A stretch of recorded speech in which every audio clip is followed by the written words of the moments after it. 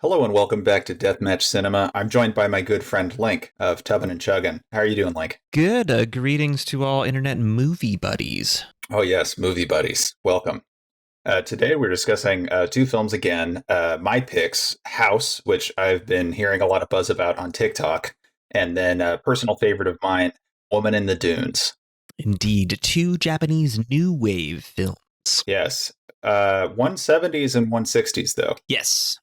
Sort of a general time period. What I saw, House maybe on the tail end of new wave, but Woman in the Dunes definitely towards the beginning of it, from what I could tell. Yeah, and a progenitor, if you will. Yes, a good word. So something we've never done before is summarize these films before starting. And I was wondering if you want to take on one of these films. You don't have to. I'm happy to summarize both. They were both my suggestion. I would be happy to do either. Which one would you like me to start with? Why don't you start with House? House. All right. We can summarize House as a movie about a young Japanese teenage girl, somewhere like 15, 16. I don't think her age is ever exactly specified.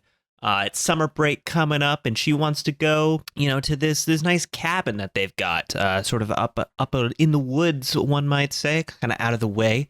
And before going, she finds out that her dad is trying to remarry some hot young stepmom, if you will.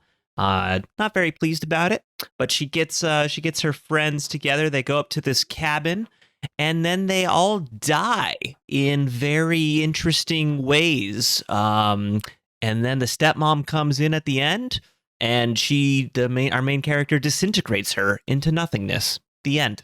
Yeah, it's a haunted house film. That's what I took from it. Very much a haunted house film. I would say, if anything, we get these like sort of childish nightmares throughout the house. Not like your typical things that might scare a teenager, but more the kind of thing you would dream up as a kid. A classic. Obviously, we're getting way into spoilers, kind of all over the place, but I think possibly the classic shot from this film is going to be the piano eating the girl. That's just to give you a taste of what are some of the various nightmares that go on in this haunted house. Yeah, that's definitely a notable one for sure. The step or the auntie that they're all staying with, yes, struck me as like a witch-like character. It seemed like a haunted house with a witch. Yeah, like I don't know. It was very, very kidsy. Hansel and Gretel type vibe, you might say. Yeah. Where obviously the witch is sort of part of the house at this point. Right. There's a movie about sort of voodoo folklore. I'm misplacing the name of it, but another kind of idea of being trapped in this haunted house with this sort of evil person that's a part of the house trying to assimilate all the unsuspecting guests into the house. Right. Well, before we get too far into that one, I'll give Woman in the Dunes what I think is a fair shake. Okay. It's a horror film. It's a slow burn. It's about 2.5 hours, where the man who's the subject of the film, who's making decisions, isn't really making the kinds of horror movie decisions that you'd normally be accustomed to. You'd assume, I guess, in horror films, something that takes me out of the experience regularly is a character will be doing things that you understand. It's the context of a horror film, so things have to get worse. Yet this person, for the most part, does very reasonable things.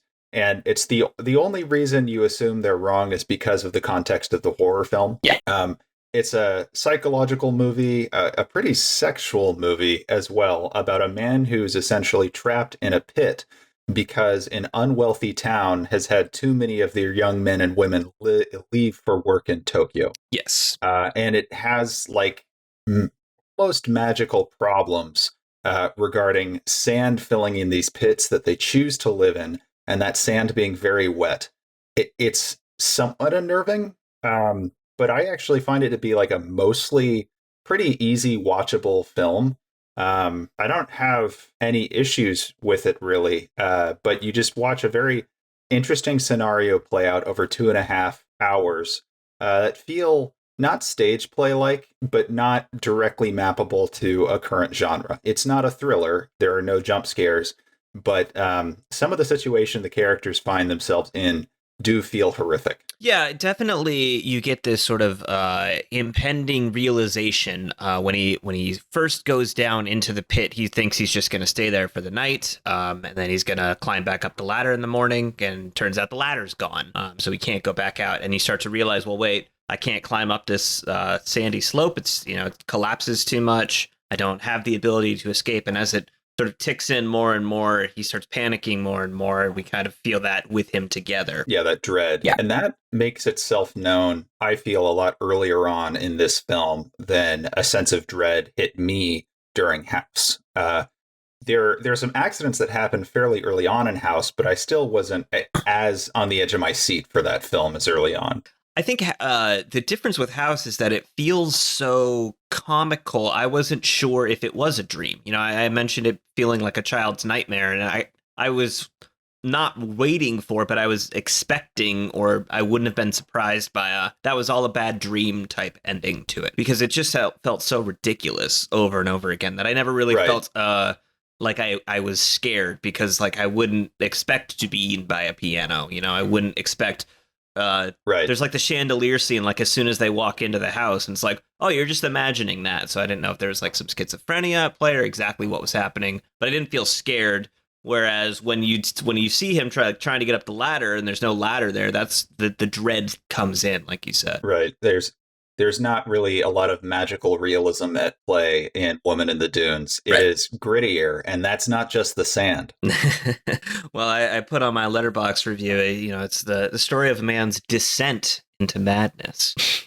The story of a man's descent into marriage. Well, some would say they're synonyms, but yeah, I mean, I would use this movie probably as a baseline for the worst way I could possibly see pairing off with a romantic partner. Like, I don't think there's a much worse way to do this. No, I mean, this is like an arranged marriage in a sense. In a sense, a pit marriage. Yeah. Yeah. So there's a woman in those dunes, much like there's a witch. What I kind of find interesting in comparing and contrasting is that witch seems to have ultimate power over the house. There are a lot of fantastical things happening, and every weird, dumb thing, like bizarre thing in Woman in the Dunes that the lead male is subject to, he learns that the woman there is subjected to. She's just comfortable with it, which is... Stockholm Syndrome has set in. Oh, yeah, it greatly concerning. It's just like, well, I'm good at digging sand, so I want to be here. Tokyo sounds too hectic. I mean, she's literally like, well, the sand won't wait for me, so it's time to go shovel the sand. Haha, isn't it fun? Might as well be whistling. Yeah, gosh. I actually to bounce back to the other film, I had a different reading of the ending than I think you did. What was your reading? In a classical cartoonish way, the witch-like character, every time she consumes a young woman, she regains youth and seems to heal. She has a number of ailments. And I thought by the time she had eaten the lead, who's another young woman, Gorgeous, by the time she eats Gorgeous, she is like already back to being young and like in perfect health. That's how I read it. And so when the stepmom, the potential new stepmom. Yeah, potential new stepmom, daddy's new girlfriend. Mama. So daddy's new girlfriend, mama comes in. I'm thinking, oh no, this woman is either going to get eaten, or this horrific house experience is a metaphor for growing up somehow, and she's being met as an equal by Gorgeous. But then she disintegrates Mama with her mind. Oh, right. Yeah, so never mind. It's definitely a queen. I think it's definitely still that like old lady. Yeah. So the kind of read I got on it was like in a nightmare, right? You have all these bad things happen to you, but eventually you either have the ability to wake up and realize it's fine, or you kind of, if you're into lucid dreaming, you sort of get the ability to control what's going on. And so I took it as her projecting all the bad things in her life on this new stepmom character. She misses her mom still. It's been 8 years. But at the end, she gets kind of revenge for all the bad things that have happened to her by just killing the stepmom. Could be something that was lost in translation as to what the intended ending was, but that's kind of the read I got on it. Sure. I mean, something about both films that I liked is I felt like there would be more to mine if I were to go back. Unlike our films last week or a couple weeks ago, Waterworld and Master and Commander, those films are like pretty straightforward. Yeah. I'd watch Master and Commander again, but I don't know how much more I'd glean other than finally finishing the ending. Or just, kind of like vibing, because that's sort of the best thing we said about that is you just want to live in the world. So you just kind of go back into it. Maybe even just like watch scenes in the middle of it. But yeah, I feel like there's definitely things that you probably missed on the first viewing of both of these two. And not just because of like the language barrier or the cultural differences, but those definitely, I think, would aid in that. They're definitely more art house films and less blockbusters. Oh, yeah. It's not just that they came out of Japan. It's that they're like really, they almost have a different objective as a piece of entertainment. Yeah, I mean, I would call them sort of art first and potential moneymakers second. If you look at both of them, the sort of the director's vision of them, like commentary, things like that, I always love to go through, at least for something I either didn't understand 100% or something I'm just more curious about. You sort of read about it, and sometimes it's like, Michael Bay is like, well, I wanted to blow up a bunch of stuff. Or sometimes it's like, well, this is Vietnam, it doesn't look like Vietnam, but it's what I felt about Vietnam. Something more allegorical or representative like that. More of a Tim O'Brien experience. Yeah. And you look at House, and the director is like sort of talking about how his daughter is even credited as a screenwriter on it, because a lot of it is just sort of her nightmares and her kind of visions on that kind of, that's where a lot of the inspiration for it comes. Very interesting. And this is also meta, but I was reading one of his more recent films apparently is very similar, but a lot more serious. And so I have never had that experience before where someone takes a totally different tonal approach on similar subject matter, and having the opportunity to watch that. I unfortunately, due to the production schedule, I wasn't able to watch that movie, but I'd be interested in checking it out in the future and contrasting it with House. Yeah, I also can't think of an example of a director sort of coming back to a piece and reimagining it with a different tone. There's definitely, sort of things you can look at with either just a direct remake or sort of an inspired by a story where somebody does a different take on a movie. And those can be interesting, but seeing the same sort of person go back to it, that would be interesting, especially to see what he would do with sort of the new effects, because I think a lot of the charm of House comes from sort of the wackiness of the transitions and the framing, and just having fun with what's on screen. The direct translation of children's nightmares. From what I read about this one too, it's a little bit more, maybe less metaphorical and uses less visual metaphor and is a little more direct. Not about nightmare, but about like specific traumatic moments. But anyway, interested in watching that. Don't know what it's like. House was interesting, but I kind of feel like the 7th to 10th viewing is when I will understand this film. Yeah, or maybe just check out a commentary, and that might aid at least in the artist interpretation. And of course, death of the artist applies, but you can get from it what you'd like. But I think on first viewing, it's very easy, and I think I probably fell victim to this, to just sort of dismiss a lot of what's happening as sort of just random goofiness, and to see sort of the metaphor inside of it can be tricky. I tried to take every behavior, every effect as metaphor, and I definitely noticed some patterns between things, but I can't say I formed a narrative out of those at all. I just don't feel like I'm there. Like if I had to write a film essay on this, I would fail. Yeah. Well, you'd either fail or you'd have to, talk quite out of your ass, I think. I think I'd have to watch a lot of commentaries. I think I'd have to get on those Spark Notes. I think I'd have to direct message a lot of people on TikTok who recommended this film. And I wonder how many of the TikTok recommendations are just because this movie is clippable, I would say for sure. It feels to me like a collection of sketches more than a concise narrative. I could definitely see that, but like some of the people I follow on TikTok like are really into the like Criterion collection, and they're just like, "We're hey, I watched this movie yesterday. Like, let's go into it. This is the 200th time I've seen it." And I'm like, "Oh, Okay. okay." Like whether or not their reading is okay, like right. They've spent some time with this. It's not what you'd expect. It's not all dances over there. Fair enough. It's a weird place. I mean, my interpretation of it is definitely just dances that last 15 to 30 seconds. So that's why I thought it might be clipped. But I could definitely see somebody dancing to the do-do-do-do sort of riff that plays like 50 times Right. over like a piano eating the girl. And that would probably be a good TikTok video. But I don't know. Yeah, I mean, you're giving me free ideas. That's all I'm saying. So, Woman in the Dunes, I'd say, is a little bit less up to interpretation, is a little more concise with its language and its visuals. Yes. Is there a meta story that you pulled out of that one?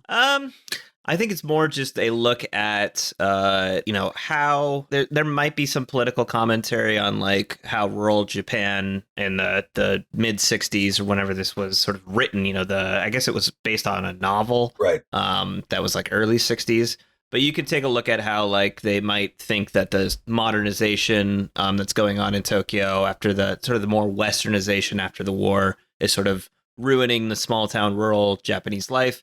I don't know enough to comment on that, but what I could comment on is a person in a bad situation can definitely eventually convince themselves that they should be staying in that bad situation and not trying to escape, which is pretty clearly hammered home right at the end when he's like, "Oh, I'll leave tomorrow. There's no need to run away today. It's fine. It's fine. I got to do my water experiments here." He finds he discovers one thing where he's allowed to apply his knowledge of science because he's a grade school teacher, something like that. So, yeah, and respected teacher. He said something to that effect. But he finds one way to essentially express himself in his new community while applying his science knowledge. And after months and months of or years of abuse, goes like, "Yeah, this sounds like fun enough to stay."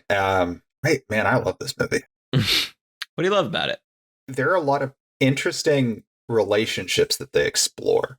I really like how when they're really desperate, they turn to vices to just try to escape from their sorry situation. Like when he's gifted a bunch of cigarettes and soju and they run out of water, he just gets really drunk, and obviously that puts him in a worse position. And they start indulging in fantasies about the relationship that are really interesting. They start having sex again because they're out of water and just sort of looking for something to do. And the woman of the dunes sort of sees this as a binding behavior, whereas he's seeing it as escapism. I think they both see it as escapism to a certain degree, but he doesn't initially admit how much that relationship means to him. And she's seeing him almost as a replacement to her late husband. And I find all of that really interesting. I also find the somewhat on the nose fear of big city life interesting in the conversation around that. But there's an intimacy inherent with living with someone, whether or not you're a captive. And I think that's really well explored. And I find the film pretty convincing and pretty grounded. I don't know that this is exactly what would happen to, me or some Joe Schmo on the street if they were put under the same circumstances. But I thought it was a really interesting, non-dismissive look at something that's usually glossed over. Usually punishment and imprisonment and forced imprisonment is, in a lot of stories that I've read and watched, sort of a phase that spurs action or represents a character state of being. And you don't really get to watch someone change their perspective over time. It's just an agent of change that's applied to a character, and you see them go in one way and come out another way. So I thought like really seeing his moment to moment thought process was fun because he is a smart guy, but his capture really is beyond his abilities. And then I thought the almost fantastical sand, like moist sand stuff that keeps ruining their house that they live in. Yeah. To be really weird and kind of fun. And her attitude, I thought, was really twisted and interesting to discover, because it's this woman who's being kept in solitary confinement against her will. She's not willing to escape because she's old enough where she no longer desires to see the world, if she ever did. Well, and her greatest desire is just to have a husband and have a child again. yeah, and I don't even know if she's being held against her will at that point. I think we see in the end that eventually, if you stay in that bad situation long enough, you don't even desire to escape it anymore. So she doesn't even think about like escaping. She's just like, "What are you talking about? We need to make sure that the house doesn't sink into the sand today." Yeah, this is her life. Yeah, this is her life. And it's possible that the sand shoveling is kind of a blunt metaphor for agricultural work, and it's maybe lack of purpose in a modern world. You look at the sort of history of Japan and how much, just having rice and doing rice work gave you power versus now in the 1960s, it doesn't really matter that much. Yeah. And so maybe that's it, but I like the purposelessness of their traditions. I found that really relatable. Because rather, if us as adults, we're seeing this and it's a film where they're doing something practical like farm labor, maybe a city kid relates to his struggle. But people who sort of just know this is how some places are and this is how they have to be to survive, I think as adults, we would no longer be able to empathize with this character. But because the work they do and their way of life is like arbitrarily just so stupid. I find the brutality of their whole society way more interesting. Well, there is some purpose to it, right? Like they are selling that sand because it has like some kind of use, and that's like the only sort of income the village gets, right? That was sort of the income has. Yeah, they have income from selling illegal sand because there's too much salt in the sand. Right. Half price to factories.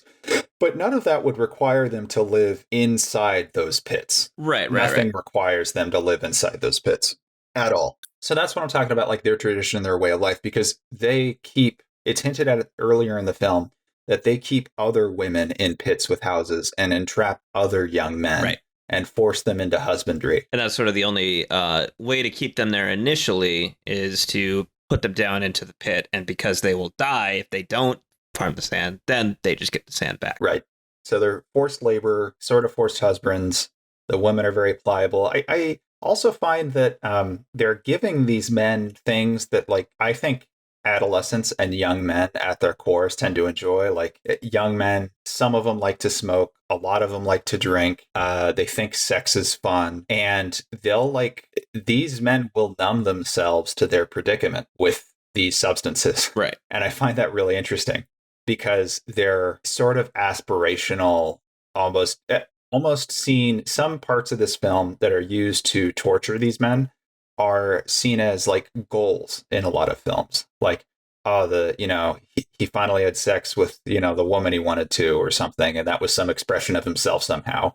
And I feel like this in a way is like a more realistic depiction of those kinds of relationships. Like, drinking is drinking, smoking is smoking, having sex is having sex. They're not related to goals. Not related to goals, but they also are weird choices to make, as you said, when you have sort of real problems like not having enough water. Getting drunk is going to hurt that problem, not help that problem. Right. But it'll help you escape your situation. It'll make you feel better in the short term for a little bit. Yeah. So I don't know. Really, really interesting film about being poorer than dirt. Quite literally. That poster of that their sandy sex. I think it's from the first time they have sex is what the poster is. Very striking. Oh yeah. Striking visuals. I think that there are a couple of technical issues because they're filming in sand the whole movie, and sometimes a couple of specks clearly get on the lens. Yep. But other than that, I think the visuals are really striking. I think it's shot really well. It's really interesting to look at, even though they're in the same pit for 2 hours of the film. Yeah, pretty much. He gets to look at the sea at one point, and then he does get his little grapple hook escape when he's still trying to get in there, and he falls into the quicksand, and they're all laughing at him. He falls into quicksand and decides, I'm going to lean forward into this quicksand. Lean in, babe. Gosh, and then he's captured again.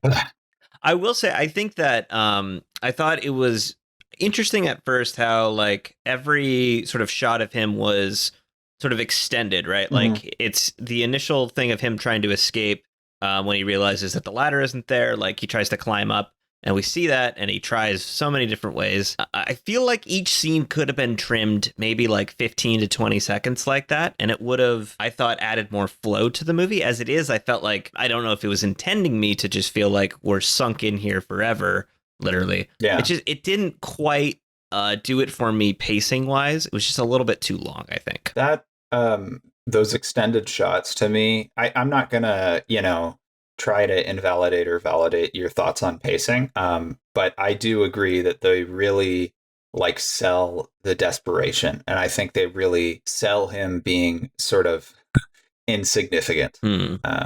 Yeah, it is a longer film. I like the pacing. I think for a story that I'm less interested in, I wouldn't forgive it for this kind of pacing, but I personally like the pacing. I don't think you're wrong for saying what you do, though. There were just quite not enough sort of differences in like the approaches. If it was, okay, he's going to try this thing where he digs out a ramp, and then he tried like some other method, if it was different ways of him in the same struggle over and over again, I think it would have been more interesting than just, okay, he's trying again with the ramp and it's still not working, but we're going to sort of extend it out, if that makes sense, sort of mix it up visually. No, it does make sense. I think this is a situation where you and I are finding selves on opposite sides of the argument about the Mariner in Waterworld, where you're like, his behavior really sells the storytelling. Yeah.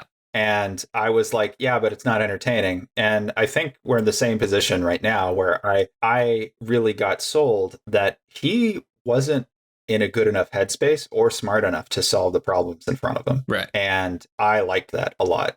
But I don't disagree. I mean, it is a little samey looking. He does try some of the same things. And if you're not really into his problem solving and like the subtle variations and how he speaks to the woman and to the villagers, then I could see you getting a little bored. And I can understand that for sure. For sure. I think you just got to kind of be in the right headspace going into it, to know that you're going to be, cozying up to longer film, just sort of get into it. Right. And that'll work for you. There's not, I think what works maybe to its disadvantage, and I still like this about the film, but there's not a hook. There's not an, oh, he's screwed moment. What do I've got to watch the whole thing now. Right. And because they don't break up the pacing that way, I don't think there's like a good trailer to make out of this art house film. No. And I think like you could drift off if you're not 100% down to watch this man lose his mind in a pit for 2.5 hours. And if someone were to sell it to me just in words like that, I probably wouldn't be down for it either. But I promise it is very good. Yeah, I definitely think it's worth a watch. You just know going into it, it's going to be a longer journey. So that said, comparing him to Gorgeous, who did you find like more entertaining on screen? Well, Gorgeous is probably like more, going around trying wacky things in a shorter amount of time. I feel like there was probably more ideas in House that were just kind of thrown out there from a Nightmare sense. Sure. And she's just kind of interacting with most, if not all of them. Obviously, the other girls are there being eaten, but yeah. Gorgeous is like involved with most of the nightmares. Right. So like just kind of getting, going around and being involved like that, as opposed to trying similar things over and over again, makes her, I think, if not more compelling, at least sort of more entertaining to watch the story unfold. I'd agree. She's definitely more of an agent, and she's more of a charming person. Her character is a lot more charming. Yeah, I mean, she's like very clearly caring about most of the people. It like has emotions, some of which she realizes are probably outbursts, or some of them are perhaps respected. But yeah, like she feels like a person, right. And I don't think that our protagonist, Junpei, doesn't feel like a person. He just feels like more of a more traditional stoic character. He is a less entertaining individual. Yeah. I will give you that. I think if Gorgeous were trapped down in the pit, that would also be awful, but she'd probably crack better jokes inside her little hut. And probably magically figure out how to teleport the sand away. Yeah, she is. She's a little magic for sure. Secondary characters. Did you like the crew? Like on House, did you enjoy those secondary characters that were kind of gorgeous? Even is she's not just pretty. She's maybe a little more fleshed out than some of the other girls. Did you find the villagers compelling or interesting? Did you find the woman at in her pit very compelling? What I'm attempting to ask you here, and I will cut previous things out, is which secondary characters did you like more? Well, so the initial sort of shots of Woman in the Dunes, it's basically just our protag by himself. And then, you know, he kind of gets caught up catching beetles. And we get these like villagers kind of appear and they all look a little, there's something cool, not quite right about them, right? They look a little off. They look a little very old world, you know, skinny and like they're not doing all that hot. And the main guy that's talking to him is just like, but you're going to miss your bus. Well, like, what's going on with that? And it feels very like about to make a deal with the devil type thing. You're not quite sure what's going wrong, but you know something's going wrong. You feel uneasy. It's a little predatorial. Yeah. Versus in House, it's like I didn't really get a sense that anything was goofy until they got to the house. Like her dad, Gorgeous's dad, feels pretty normal. Right. They're having like normal friend conversations. They talk to the teacher and the teacher's like, to be young again. It feels like a sort of a whimsical setup to a movie. So in that case, like definitely whimsical. I get more of a sense of direction from our secondary characters where the film is going. And once they get to the house, I don't remember any of the girls' names. I don't remember like necessarily the ways that they died, like which one died to what. They just feel like they're kind of serving Gorgeous's journey, if that makes sense. I'd agree. Most of them not. I think they're more pronounced than Battle Royale, but they definitely seem just like character tropes from like girls manga or TV. And the whole film is shot sort of like a film play or TV show or something. It's kind of strange. Like the teacher, his house is like above a shop and like made of plywood. It's all very bizarre. It's very cartoony. It's pretty interesting visually, I think. But the character interactions may, in my opinion, give way more to the special effects and just the random scenarios they're placed in, and they behave in ways that are like somewhat expected. Yeah. It's just not particularly interesting, I guess, or memorable. Is probably the better word there. Okay. Well, I remember the effects. I don't remember the characters in that film. Yeah. Like, I remember the cat doing things, and like I remember the face of the girl, but I don't remember them. But there are also more characters in play, you know. Right. Most of Woman in the Dunes is a 2-act play, basically. Yeah, with like the villagers kind of either in the background or just sort of menacingly taunting them. Yeah, cheering for what I'm sure was a very cold night for like 3 hours just to get all the right shots. All right. So, secondary characters, what's your verdict? I gotta give this one to Woman in the Dunes for, I think, the woman herself being memorable. Surprisingly, Woman in the Dunes, not the protagonist Dunes, but that can happen. Yeah. And I liked the vibes that the villagers gave off. They really sort of put me into the setting much more so than the characters in House did. Okay. Quick follow-up. Who did it better? Who did villain better? The villagers or the like auntie who's now a witch? Auntie Witch, definitely has good vibes going for her the whole time. When you get to the house, she's in the wheelchair, and then all of a sudden, like randomly, when she's standing up, you're like, oh, you girls give me energy, and you don't realize, or maybe you sort of get at the beginning that like she's literally getting energy from them. So she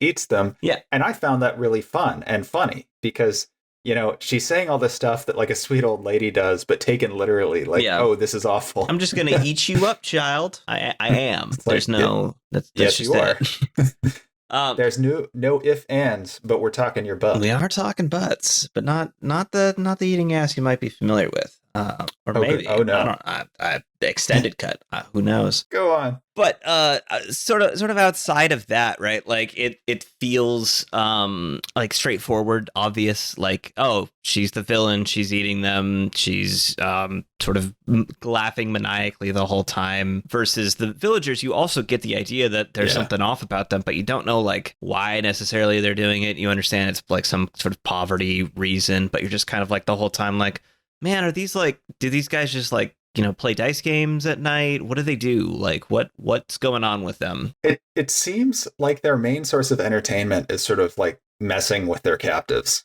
Like they're as Yeah. terrible as his life is. It's like as the lead's life is. It's like an eighth of an inch Mhm. worse than the people who choose to live in this village. Who haven't all run away to Tokyo. Yeah, it's like God, being a beggar in Tokyo in the '60s had to have been better than this scenario. I mean, at least you don't die with sand in your mouth. Yeah, you can die with a spoiled sandwich, an egg salad sandwich from a combini in your mouth. Much better. I mean, they are pretty good, even when they are spoiled. Not that I've had many. I feel like I got, yeah, I've, I personally have never knowingly eaten a spoiled egg sandwich, but maybe we can do that as research one day when travel's allowed. Yeah, I'll leave that one to you. So I feel like, but the question got a bit away from me. But your opinion, Queen or Villagers? I'm gonna give it to. Why do we keep calling her the Queen? Which Queen? I mean, she's got Queen vibes for sure. She's never referred to it as that. My brain is mush, apparently. No, but that's a very 21st century application of terminology to a 70s film. Oh, okay. So I'm calling her a Queen. Yeah. Or, I don't know what's happening. Queen vibes. Sorry for interrupting you. But yeah, no, I would give the more interesting, more dynamic, more sort of like you want to know more about them vibe to the Villagers, because I just think like it's very obvious as soon as you see Witch Lady exactly everything about her personality that's correct. So I agree with you about the assumptions being right, but did you find her funny? Did you find her behavior like it was a joke? Yeah, well, and that's sort of, I guess, maybe my broader issue with the movie is that because of its sort of whimsical, like, haha, the kids are getting eaten tone, like, I can't really take it seriously one way or the other. Like, if she's making a joke that's just, I'm going to eat you type level of just, I'm just saying things that are going to happen versus, like, trying to be maniacal in any sense. It just, I felt it was so predictably expected what was going to happen. Obviously, I didn't know like they're going to be eaten by a piano, but they're going to be like sort of eaten in some way and die that way. Kill them off one by one type deal. Because the tonal dissonance of the entire film put me in a headspace where I wasn't quite sure what was going to happen next, because sure, they were telegraphing things, but also everything that was happening was some insane interpretation of something that had been telegraphed. Yeah. So I definitely could like chart my way home, but this character like behaving in a pretty consistently like terrible way was sort of the lighthouse for me for following what was going on. I'm conflicted. Like if you feel strongly one way or the other, like that's what I'm going to give, I'm going to give the film the points for that. But I don't know exactly how I feel about House at all, so I'm having trouble evaluating it. I liked the witch because she's a weirdo in a weird film, right? But yeah, the Villagers are like very much a consistent voice in a very consistent film. I don't know that makes it better, but it is consistent. It's consistent, but it's also easier to evaluate. I guess what I like the most about the Villagers is like you understand they're the villains, but you don't know exactly what they're going to do. Like when Junpei's in the quicksand, I'm like, are they going to save him because they need the labor? Are they going to taunt him? What are they going to do? Right. I understand who the good guy and the bad guy is, our protagonist and our villain, but it doesn't necessarily mean I know what the Villagers are going to do. And the whole time I'm like, well, I don't know how the witch is going to eat the girls, but I know she's going to eat them. So Okay, I guess the Villagers do have a little more dynamism in that way, because what they're doing feels incredibly sadistic. Yeah. But what's fun about the film is you learn, oh, this is just baked into their culture. Like, they're this way not out of specific vindictiveness, but just because this is the way they want to do things for some terrible reason. Well, it's also like you would expect in sort of this forced slavery type situation that the reason you would have a slave is so you don't have to do much of anything yourself, but they have to do like probably more work getting the sand up. They're like working together to like heaving sand up all day. Like that's not fun. Right. I also, in this viewing, because I've seen the film, I think this is my third viewing. It's been a couple of years. I wonder if they left the ladder there on purpose. I wonder if it was like they just needed him to get her pregnant before they'd let him go. Yeah. And that was the deal because they were worried about losing population.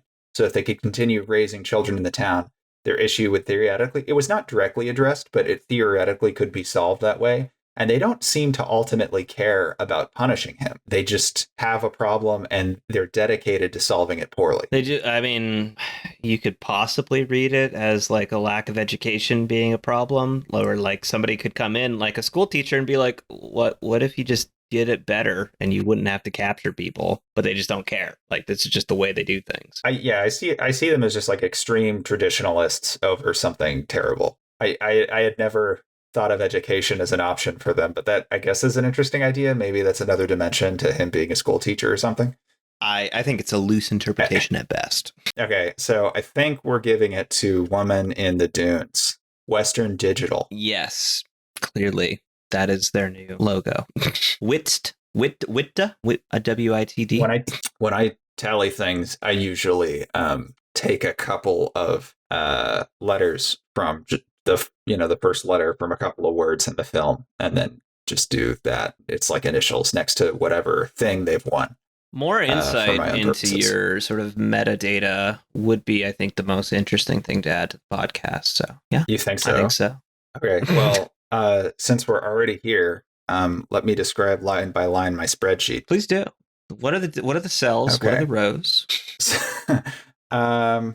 Visual effects. What are you feeling? I mean, it started out like sort of let's start with House. Started out like so wacky. I was like, is something wrong with the video file I have, right? Okay. Like at first it was like a little tiny like square on my screen. I was like, what is the aspect ratio messed up? And then they were like just a through the lens type thing. And then it just kind of got way and way more overboard throughout the movie with like, wipes that would make George Lucas make, jealous, that kind of thing. A sea of blood by the end. Like pretty crazy, but I do think it fit what was being, presented. Like there's no serious dramatical way to display a child being eaten by a piano, right? So you have to add in like random colors with wacky sounds everywhere to sort of fit the vibe. Yeah, it definitely felt like I think it helped construct a tone and maintain that tone. And even though it seemed like the visual effects weren't always like consistent in how they're designed, they were like consistently wacky. Yeah, which I think is a form of consistency. Yeah, I think Woman in the Dunes is shot well. That's my argument. You said you thought it could have used a little more brevity. Did you feel the same way about House, or did you just feel like it was moving at a clip? House was moving very, very fast. Like I said, I think I compared it to like a sketch comedy where like they don't cut away from a sketch. They just go straight into the next one. They have an idea, they execute, they have another idea, they execute. Yeah, they just keep going through it. It feels very, very quick the whole time. Whereas Woman in the Dunes, like I said, it feels a little bit long. And I think some of that is due to just sort of how the shots make you feel. Like, especially that first time he gets lowered into the pit, you're like, that doesn't seem great. And then sort of the way that they film how they're in the pit, like him trying to escape from these like super low angles, making it look like it's this insurmountable challenge. I wouldn't be surprised if they were in like a 10, 15 foot hole when they were filming it, but they made it look like it was very, very inescapable. And obviously you already mentioned, the sand sort of creeping onto the lens every now and again, but it's going to be mostly unavoidable, I would expect. Yeah, I agree. You'd have to, I can't imagine in the 60s shooting in sand like for your entire shoot. We'll see how, Denis Villeneuve does with his Dune movie. I'm expecting good luck to him. Yeah, expecting a lot of that to be CG. So you don't think that they would, even if they had a primary shot in the primary camera where there was a particle, you think they might smudge that one out? I might tweak that. Yeah, I think it's probably possible. They probably have the technology at Warner Brothers, don't they? One hopes. That said, like House is shot in what seems like a dollhouse. Like it's very animated. There's a lot of interesting practical stuff going on to get cameras where they are and to have these fantastical backgrounds basically, and this fake lighting imposed on these outdoor shots all the time. Because so much of that is so many of these outdoor shots like look like super fake studio shots. Yeah, but I mean, it's a look. It felt cohesive, which is, I think, the best thing a film style can have. Like it's really intentional. Yeah, it's good. And I thought that's good. So I don't know. I don't know if I think I'd give visual effects to House to not just visual effects, but overall look. I think I'd give it to House. Yeah, I think visual style, they're both good, but House doubles down, triples down, quadruples down on its look more so than I think Woman in the Dunes does. It has a shtick that I'm not sure would be enhanced by modern technology. I know some shots look kind of bad and like there's green and blue screen bleed, but like it is cheese. Right. Like why do you want to pasteurize that? My metaphor's getting away from me. Creeping. Okay, best visual effects. We're giving it to House. Photography. Would you give that to Woman in the Dunes? Yes. Just solely on the basis of making me feel like I was in a dune, because I'm pretty sure they just went into a dune. Yeah.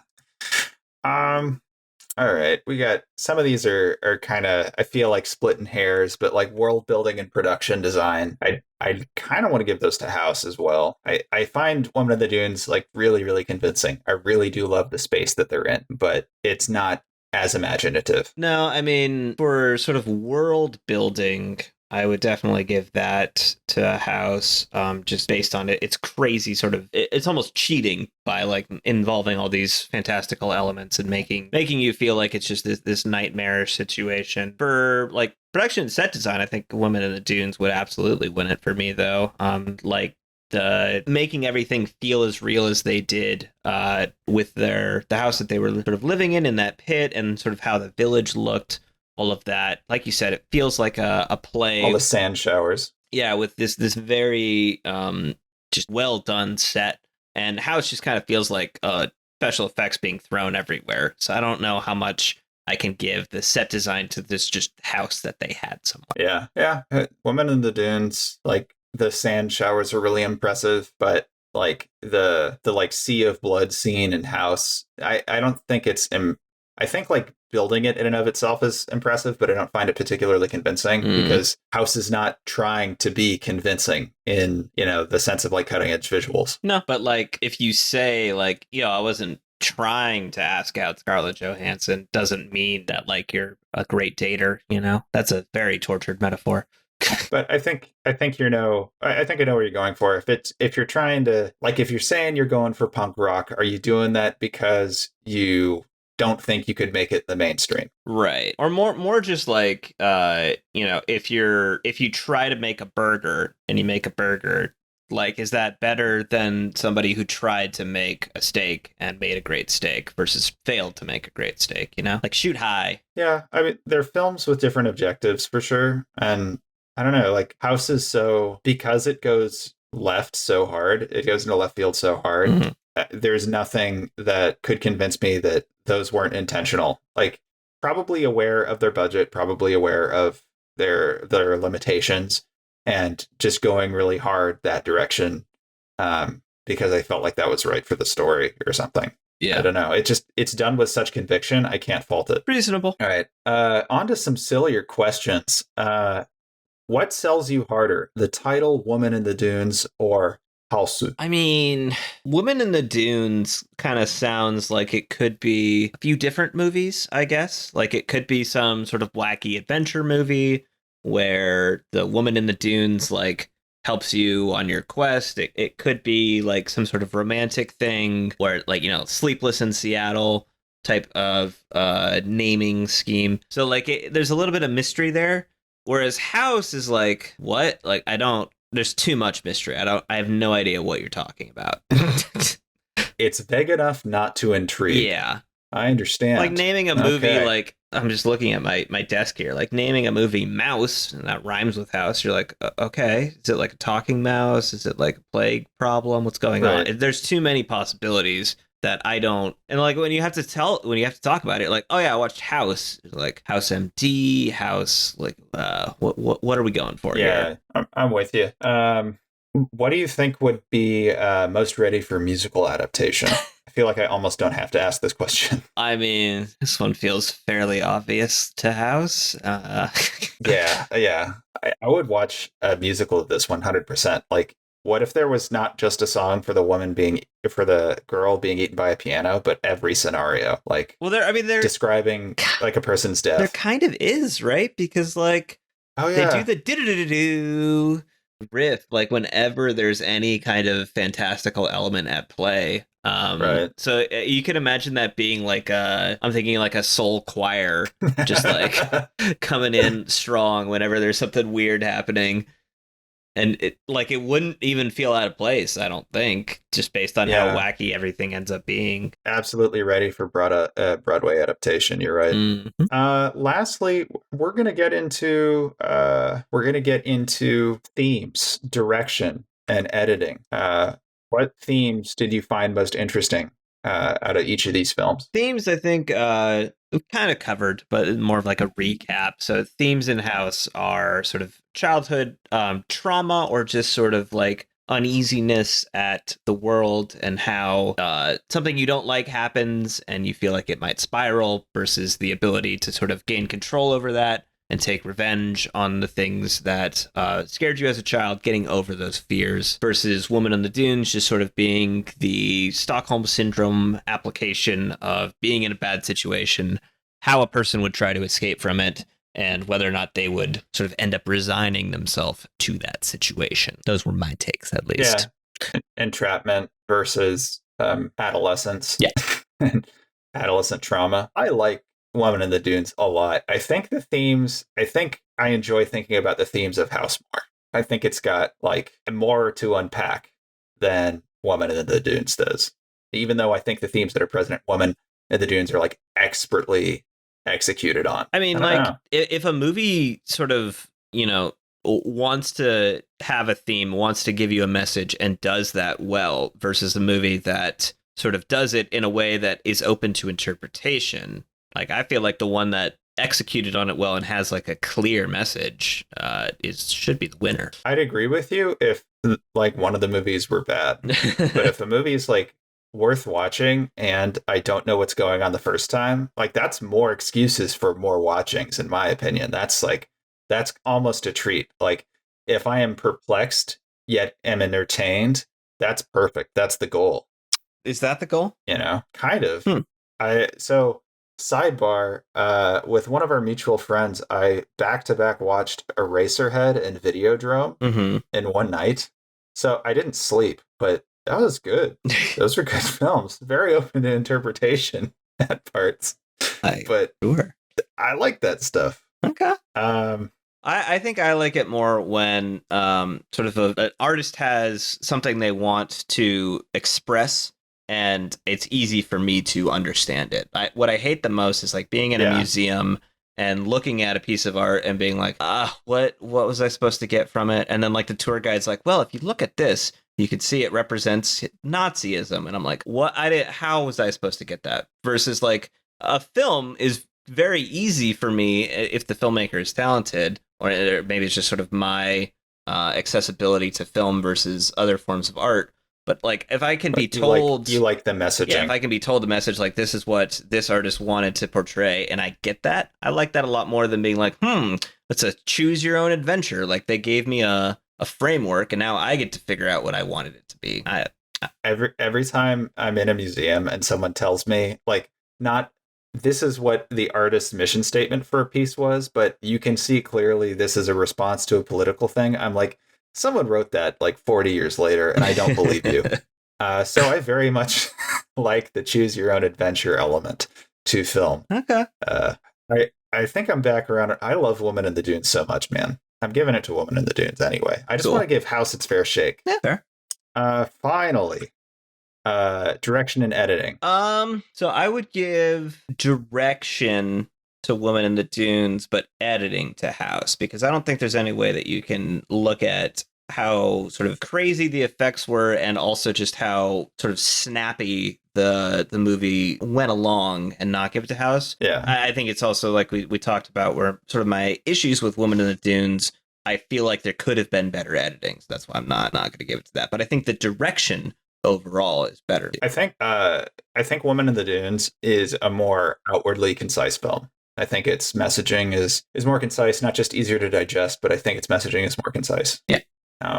For sure. I agree with you on the direction point, and House, I want to give some points. So I'll give it to editing, even though I definitely love those slow burn shots of this man basically failing at QWOP and watching his life slip away between his fingers. That's a sensation of doom, my friend. Of Dune. Got him. Before we get to Best Picture, I want to ask you what you feel would make the best HBO series. Boy, I don't know if either of them could be stretched out to a full sort of HBO series. I think House could have an episode per girl about their trauma and why they go to this house, and at the end they all get eaten.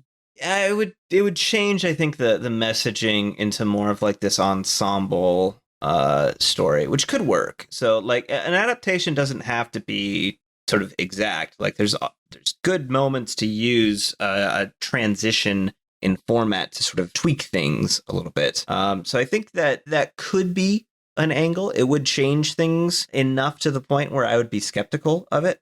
I definitely don't want to see Woman in the Dunes as sort of an extended series, though. I definitely think it works better as a movie. Yeah, I don't want to know what the extended universe is that is off the bat. Like as a pitch, I hate it. But if someone really smart wrote a lot of good stuff, sure. I'd be very skeptical. But I hate, as a pitch, I hate that idea. Yeah, absolutely hate it. So you don't want the movie that you think is already too long to be longer. No, and sometimes that I do feel like that would help a movie is to make it even longer by making the longer parts sort of more representative of the core plot. But in this case, I don't think it would work too well. Sure. I agree. I feel like it's such a neat package. I'm kind of scared to read the book. Yeah. And with that, we go to the final round, the final question. Best Picture. What do you think is the best picture? I got to give this one Woman in the Dunes. I think it... Also, what are your scores? So I gave House a 2 out of 5, which I felt was maybe a little disingenuous.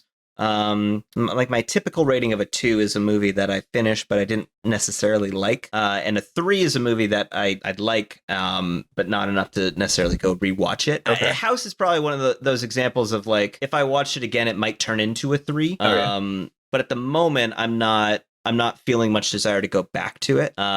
Although I appreciate a lot of the things that I saw in it, it just didn't necessarily all work together for me. And then Woman in the Dunes, I gave a 3, and I wanted to give it a 4 a lot, but it was just a little bit too long in each section that I felt like going back to rewatch it would just be so much more time. Maybe it'll feel shorter the second time, but I didn't feel the need to go back to rewatch it.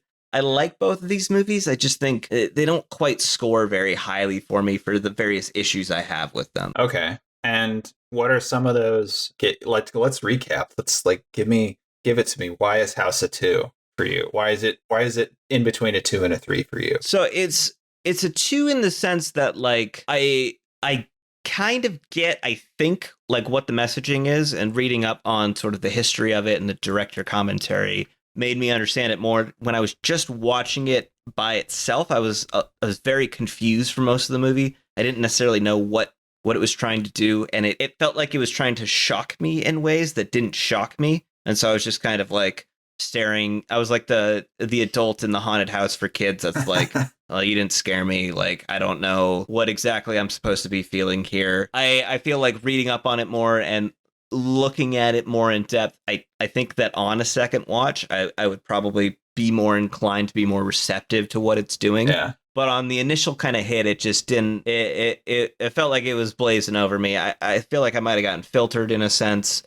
because I was just like, what's going on here? I'm not really processing it. I am perplexed by House. I do not understand House. Yeah. However, I enjoyed House and House's boldness. I'm glad that it exists. You know, like this is sort of the problem I have with a rating system in general is that not all twos are the same, right? Oh, like, no. I'm glad that a movie like House exists more than like another rom-com that I just like glazed over that's also like a two. Sure. But that doesn't necessarily mean that I enjoyed it or that like it was what I was looking for. I was just happy to be watching something that was kind of weird, and then that shock wore off pretty quickly. Okay. All right. I like the remix of a like fairy tale. It feels like a remix of a fairy tale to me. Yeah. I like how whimsical it is, and you don't if you regularly saw whimsical scary stuff put together, like truly whimsical and scary stuff put together in film, I'd probably be less generous to it. But because it sort of stands on its own in the type of film it is, I think the things that might have shocked you and worn off continued to entertain me throughout the film. So I definitely give it a 3. I need to jump on Letterboxd and update my reviews, but I gave it a 3 because I'm planning to go back to it. And if you're down for the kind of movie it is, which is like something that's a little irregular for what I think most movies are right now, I think it's definitely worth a watch. But I don't think it's like general audience palatable. Well, I mean, general audience palatable is usually code for like it probably won't do well at the box office. I think most people would like get a kick out of it at the very least. I think some people would get a kick out of it, but I also think some people like basically if you're going for a movie to feel comforted, I wouldn't necessarily recommend this because I don't think it does things similar to other films. But if you're going to movies because you genuinely like movies, I think you like this movie. Not even like genuinely like movies, just like you like to see some experimentation from a traditional like 3-act structure with, you know, basic pacing and like. Okay, so that you think it's for us freaks, for us experimental freaks, whereas I mean, I don't mean that negatively. I'm trying not to use freak in a negative way, but like for people who are into experimental stuff, do you think someone who like is a little bit of a cinephile that they'd get a kick out of this, or they should just stick to European films and Kurosawa? That's the thing is that I do think somebody who's like their favorite movie is like Avengers or something like that, right? They would look at this and they would be so sort of confused as to what's happening for the majority of it, not just because it's in Japanese, but just like they'd be like so assuming they turn subtitles on. Of course. They would be so bewildered that they would just probably keep watching like I did because you're like, well, I don't what how is that allowed? Like you're breaking every rule kind of thing. And I would hope that they would like kind of look at that and be like, well, okay, let's keep going, let's see what's happening and get through it to the end like I did, and then be like, well, okay, that was I didn't like that, or you know, whatever their response to it would be. But I do think they would like be interested in it more than they'd be interested in like another sort of just classical movie. Yeah, I think the film has a lot of energy, but I do think it loses some of that energy towards the end. Yes. I think there's only so much like sort of shock value that you can get before you kind of have to like entice the viewer in some other way. Got it. Yeah, that was the game of trying to make patterns out of all of the visuals and effects, and what I tried to make metaphors. That's what kept me into it. It was sort of the meta game of I want to understand this movie better.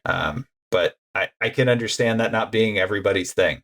Like I want to be confused by a film in a good way is not necessarily everybody's film thing. Right. I'm saying I'm special, and I'm saying I'm better than our audience. I mean, that's something I want to get across. Well, clearly. You are the one with the microphone, and they aren't. There's nothing they can do. Yeah. Even leave a comment would be a non-acceptable way to sort of interact with you. Yeah. So. I will read those and I will cry. Woman in the Dunes. You gave 3? Gave it 3. Another one that I'm like, based just on my rating scale, I think it's a 3 just because I don't want to go back to it for how long I thought it was. It's like the highest 3 I can give in the sense that I liked it the most. I just don't feel the need to go back to it. You're like your watchability, like you'd want to take a break. Yeah. I think it is like somewhat concise with its messaging. Obviously, there are a couple of things where I feel like they're up to interpretation and I enjoy thinking about them, but especially in comparison to House, like it doesn't leave nearly as much up to interpretation. And I don't think I'm going to be like going out and watching this film again for a little while. Like I might give it another year or something, basically, unless a mutual friend goes, oh, I feel like watching this film again. Like I'm probably going to leave it on the shelf for a little bit.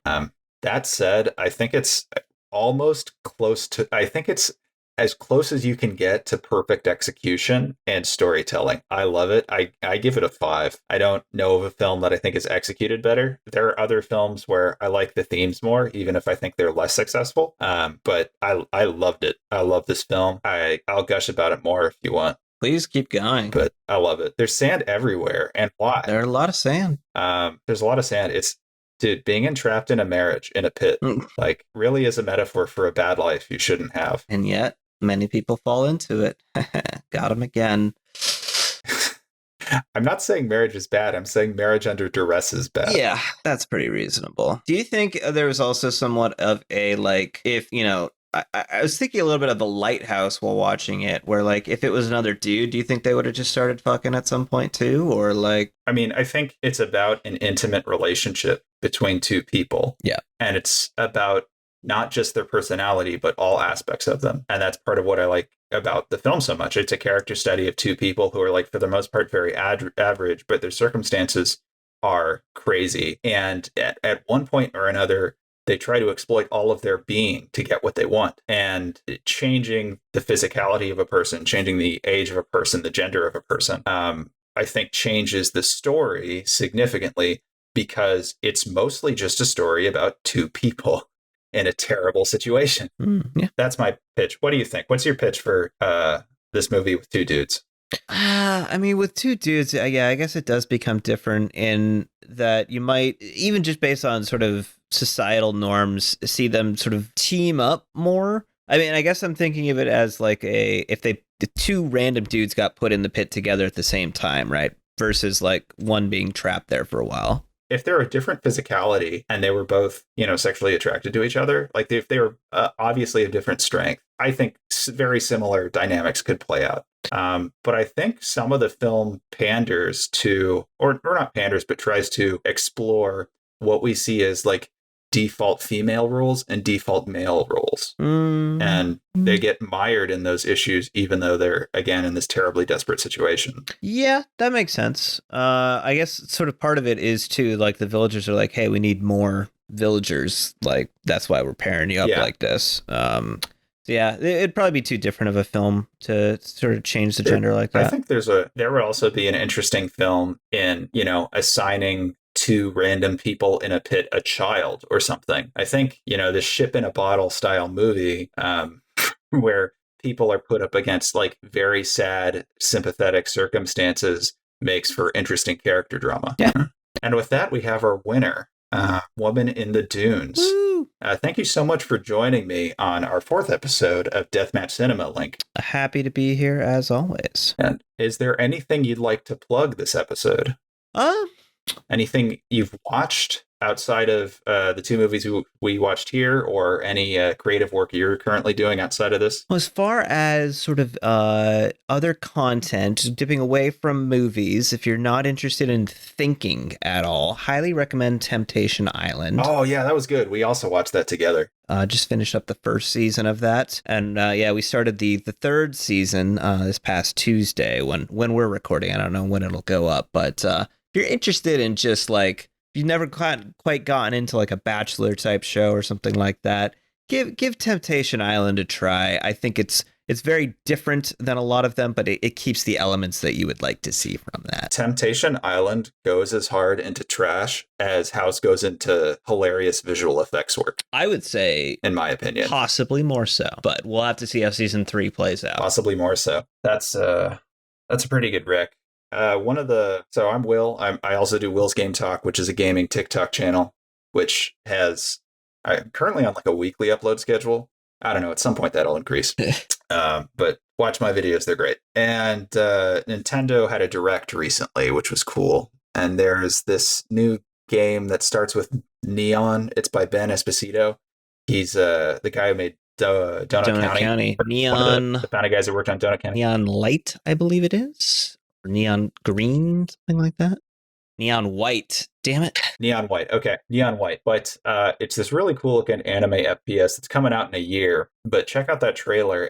This is the first time I've seen one of my favorite electronic musicians have their music used in a commercial product. Machine Girl does the song for that trailer, and she's doing the whole game. She does this awesome hardcore drum and bass music. It's super sick. The album Wharf Girl is super sick. And literally, there's like a skit in it where someone's saying, if you really like dark Japanese movies, you'll love Machine Girl. So if you like the idea of the movies that we watched and discussed today, check out Machine Girl. You might like her. It's a good rec. Yeah. Anyway, and with that, I think we should sign off. Bye bye, loving audience. Farewell. Watch movies. Avita Xanadu.